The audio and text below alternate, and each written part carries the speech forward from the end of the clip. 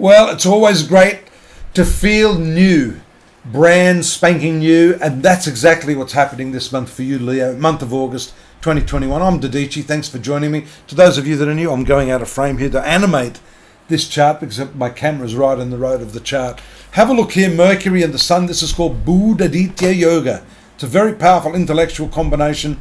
The Sun has returned to its base position. That's why they say many happy returns. For those of you that are having your Leo return, happy birthday, depending on which day of the month it is. But what's significant this month for you, Leo, is this new moon taking place here in Leo on the 9th.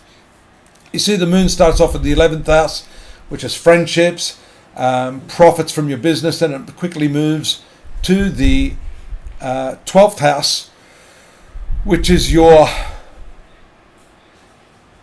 place of privacy.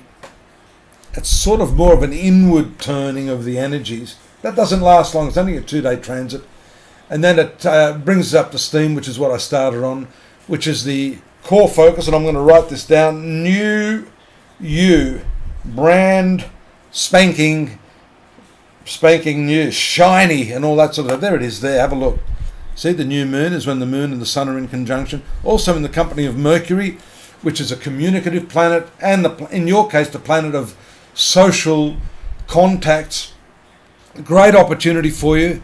And you're going to need that because over here, the other important celestial event, or events, plural, that's taking place are the retrograde Jupiter, Saturn, Pluto, and Neptune here in your 6th, 7th, and 8th houses. Mercury moves into the sign of finance, its own sign. This is excellent. A lot more drive to make money, and because the 2nd house has to do with speech, a lot more drive to have your voice heard. Don't be scared to speak up this month, Leo, because the louder you speak, of course, the more people are going to hear you. And you can forcefully convey your ideas, shift people's mentality, and use that to your own advantage in an economic way.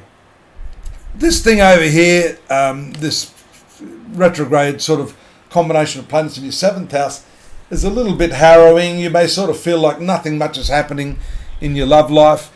You could be treading water there and wondering when the hell are things going to spice up a little bit. Well, just keep your eye out on this planet, the moon. Moon rules your 12th house of bed pleasures. I'm going to go out on a limb and say, when it comes back around here to the 7th house, bit of passion there with Pluto, and then a bit more of a serious tone around the 21st when it makes conjunction there with Saturn. But that's quite nice because you've got the triangular aspect of Venus in your 3rd house of communication. You can convey your loving feelings and encourage and give assurances to your partner at that time. A better conjunction with Jupiter there around the 23rd, then it moves into the house of sexuality. Isn't that great?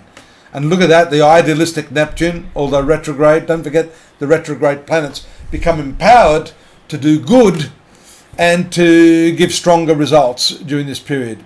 Jupiter, of course, is a good planet for you, Saturn not so good. It might just be that your partner is having a rethink.